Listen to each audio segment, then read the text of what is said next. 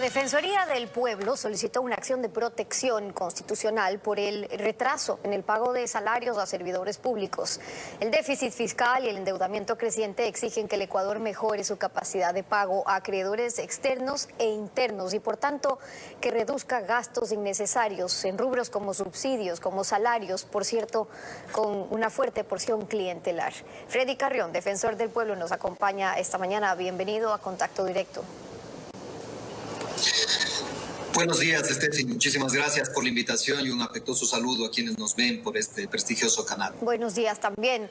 Con esta acción, el juez dispuso que el ministerio prácticamente que pague de manera oportuna los salarios del sector público los primeros 5 días de cada mes. El ministerio, claro, apeló en primera instancia. ¿Y qué ha pasado entonces con la nómina de agosto, por ejemplo? ¿Todavía hay montos pendientes? Bueno, el juez hace más de 12 días emitió una resolución en la cual hubieron 2 elementos fundamentales, Steffi. La primera es haber reconocido la declaratoria de vulneración de derechos a la seguridad jurídica, al trabajo, al trato igual y no discriminatorio, porque no existen funcionarios de primera, segunda o tercera categoría. El derecho a la vida digna, que es otro de los derechos fundamentales, porque a igual remuneración, igual salario, y sobre el salario, como usted conoce, a través de él podemos hacer y cumplir con todas las atenciones a nuestras necesidades más inmediatas y de nuestras familias. Eso se dispuso hace 12 días y el día jueves, justamente el 10 de septiembre, presentamos al señor juez un escrito petitorio en el cual dábamos cuenta de que no se ha cumplido una disposición judicial que establecía durante los primeros 5 días de cada mes la cancelación inmediata de las remuneraciones de los funcionarios públicos. Justamente el día viernes 11 de septiembre, el juez ha dispuesto al Ministerio de Finanzas que en el plazo de 24 horas informe sobre el cumplimiento de su disposición judicial, y estamos a la espera de ese informe y obviamente de la resolución judicial, porque lamentablemente el señor ministro de Finanzas, con una resolución judicial que, valga la pena decirlo, es de obligatorio cumplimiento. Ok, pero ahí ¿qué pasa? Le entregaron un informe al juez, le argumentaron que de hecho algunas organizaciones sociales les habían informado que no se estaba cumpliendo con la disposición. El ministerio contestó, les dijo: julio ya se pagó, pero por las circunstancias, etcétera, etcétera, agosto está pendiente. Efectivamente, ahí hay muchos sectores, porque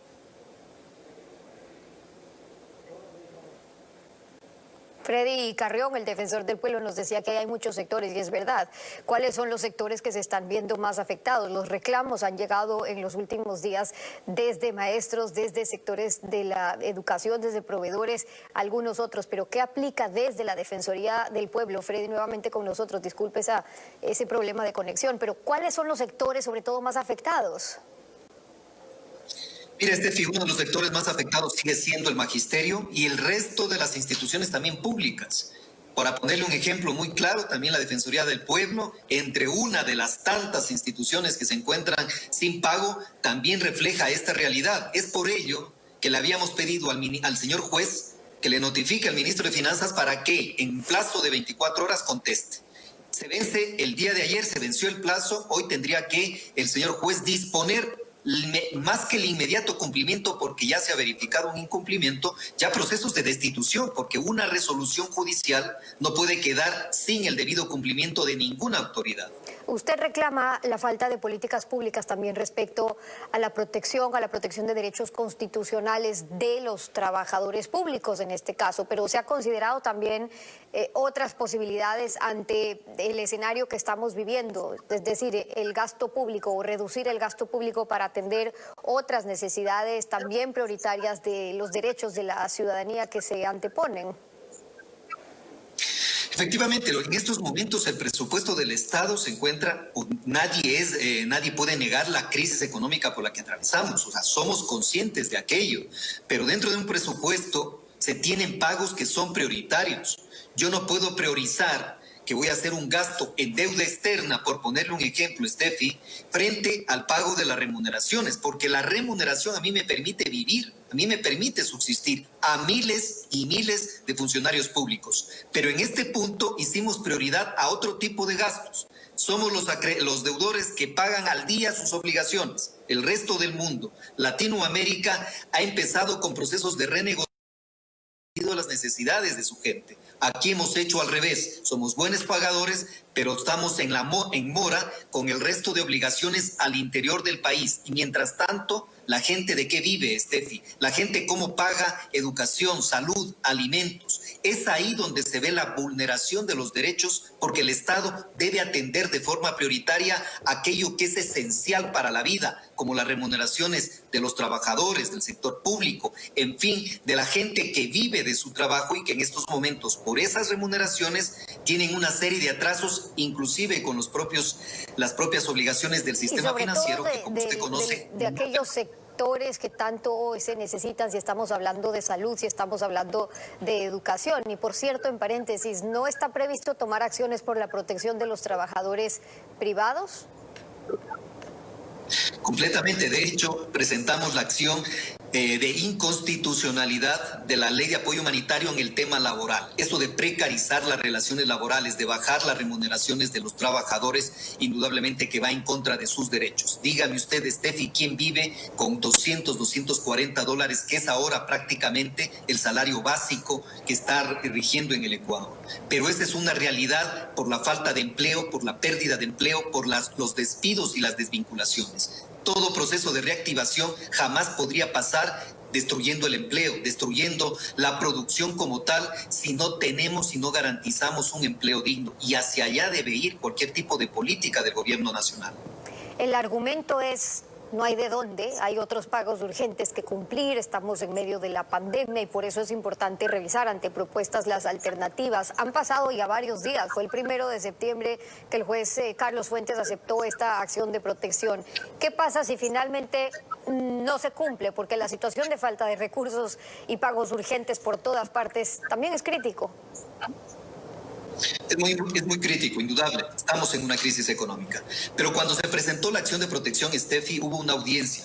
Y en esa audiencia, Ministerio de Finanzas, Ministerio de Trabajo, Ministerio de Educación, en la propia Presidencia de la República presentaron los argumentos para justificar el porqué el atraso. No olvidemos que este atraso lo venimos llevando desde los primeros meses de la pandemia, desde el mes de marzo, desde el mes de abril. Estamos hablando del mes de septiembre y continúan atrasos de 30 hasta de 60 días para sectores muy sensibles, como los sectores del magisterio, como los sectores de los gobiernos seccionales, en fin, de las instituciones públicas. En este momento ya no cabe justificación o el por qué no se ha cancelado. Hay una resolución judicial y en un Estado de Derecho, Steffi, las resoluciones judiciales se las cumplen. Y aquel funcionario que no lo haga se somete a procesos de destitución y también déjeme decirle, cuando alguien incumple una resolución judicial está cometiendo un delito. La Defensoría del Pueblo en eso seguirá muy de cerca. Si hay la confirmación de parte del juez de que no se ha dado cumplimiento a esta resolución judicial, iniciaremos el proceso para que sea destituido el ministro de Finanzas, independientemente de la acción penal que plantearemos ante la Fiscalía por incumplimiento de una decisión de autoridad legítima. Ahora, eso por un lado, es decir, el drama o el calvario que tienen que vivir miles de servidores públicos, de maestros, profesionales que no reciben sus pagos, que les significa un mes de no poder atender sus necesidades, sin embargo siguen trabajando. Y por otro lado, el juez dispuso que el presidente de la República defina con sus ministros cuáles son esas políticas públicas que están apegadas a la Constitución y a los instrumentos internacionales que sean tendientes a garantizar, a efectivizar los plenos derechos a los servidores públicos también. ¿Han recibido alguna respuesta del presidente? En lo absoluto, Steffi, el gobierno nacional es prácticamente un silencio. Cuando se trata de derechos humanos, mantiene un silencio absoluto, que ni siquiera nos puede llegar a determinar cómo lo va a hacer y de qué forma lo va a hacer. Tomemos en cuenta que previamente la Defensoría del Pueblo inició con pronunciamientos, exhortaba al gobierno nacional a atender estas necesidades. Estamos hablando de más de 5 meses, en donde no hubo ningún tipo de respuesta. Entonces hemos acudido a la justicia como un organismo que permite diferenciar y solucionar cualquier tipo de conflicto. con una resolución de este tipo, al gobierno ya no le cabe más que cumplir. Eso se lo hace en cualquier Estado de Derecho. Lamentablemente estamos ante una política de gobierno en donde el tema de derechos humanos, permítame decírselo, Steffi, tiene una regresividad, lo que incluso es contrario a la Constitución y a los propios instrumentos internacionales que el propio Ecuador ha firmado. Esto no es lógico, coherente. Hacia allá vamos exigiéndole mayor coherencia de parte del gobierno nacional y sobre todo preocuparse por la situación de los derechos humanos de la gente. Ahora, La gente, las familias ecuatorianas están pasando una situación sin precedentes. Además, lo hablábamos ayer con la ministra, con la educación a distancia que está pasando y la educación que está pasando con los maestros, los docentes. Vimos aquellas quejas Ministerio de Educación por la falta de sus pagos, de sus salarios, no solo que los maestros también tienen que ver cómo se conectan con el Internet, que no le bajan el ICE y el IVA a pesar de estar viviendo la emergencia que vivimos, es decir, uno, las conexiones al Internet, dos, los accesos, luego los docentes si no están recibiendo sus pagos oportunos, los problemas que eso también pueden generar mañana en el sistema de salud. Pero sobre eso, la ministra de Educación, Montserrat Kramer, nos dijo lo siguiente. Estamos muy conscientes de que la educación es prioritaria y así se lo ha tratado. De todas maneras, con el dolorosa impuntualidad, porque obviamente sabemos los problemas que eso ocasiona, se ha cumplido todos los meses con todo el Magisterio Nacional y debo decir que es uno de los trabajos más estables que tienen en este momento.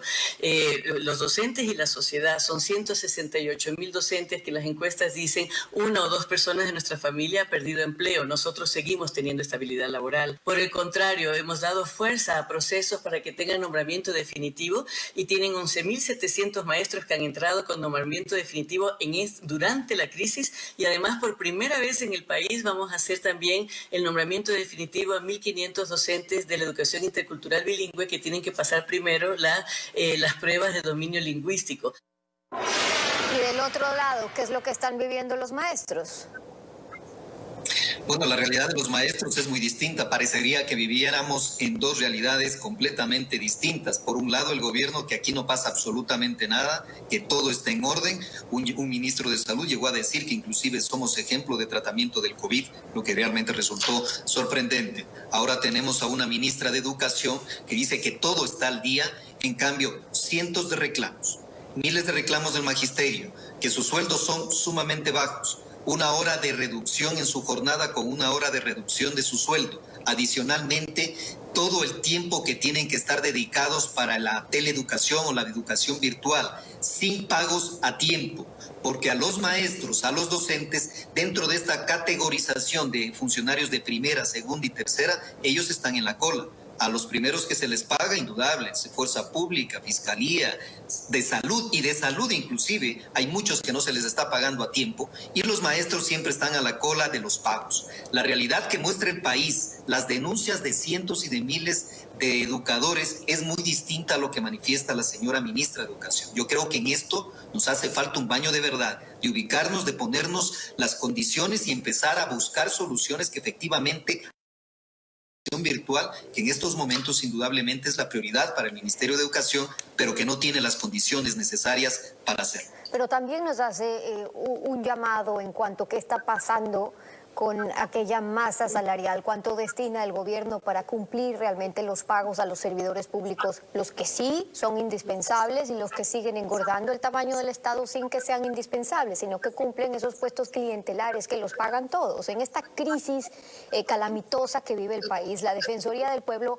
ha considerado que si se tienen que estar manteniendo, tienen que ser los cargos a los servidores públicos que hoy son indispensables para que el dinero alcance. Entonces hay que reducir los gastos que son innecesarios y son los que afectan a otros sectores de la administración pública. Siempre estaremos de acuerdo. De hecho, la modernización del Estado parte de tener los suficientes funcionarios, obviamente, que permitan el adecuado funcionamiento de cualquier Estado. No olvidemos que durante la pandemia y pese a los atrasos, pese a los despidos, a las desvinculaciones, más de 300.000 personas que están sin trabajo, pese a eso, un Estado que se ha mantenido activo, ha venido funcionando frente a las vulneraciones de sus derechos con pagos atrasados, pagos reducidos. Indudable que procesos de modernización pueden ser necesarios, de hecho son necesarios, Pero la pregunta es, ¿qué tipo de proceso de modernización parte cuando la única herramienta que tiene un gobierno nacional es solamente el despido? No hay un análisis estructural de qué tipo de función e instituciones son necesarias, cuál de ellas se pueden reestructurar, en cuál es el número de personas que pueden trabajar en una determinada institución. Simple y llanamente, Steffi, el gobierno nacional, el Estado ecuatoriano, lo único que ha hecho es despedir y desvincular, pretendiendo que ese es un proceso de modernización y de achicamiento del Estado, cuando de por medio también tiene que cancelar indemnizaciones, muchas de ellas no las ha hecho, tiene que cancelar una serie de remuneraciones e indemnizaciones que no la hace. Entonces no hay una lógica de un proceso de reestructuración. Lo único que ha habido es desvinculación y con eso afectaciones a derechos fundamentales que tienen que ver con la vida y la salud de las personas. Y esos son los argumentos que presentó también el defensor del pueblo, Freddy Carrión, acompañándonos hoy en Contacto Directo. Muchas gracias por haber estado con nosotros. Gracias a ustedes.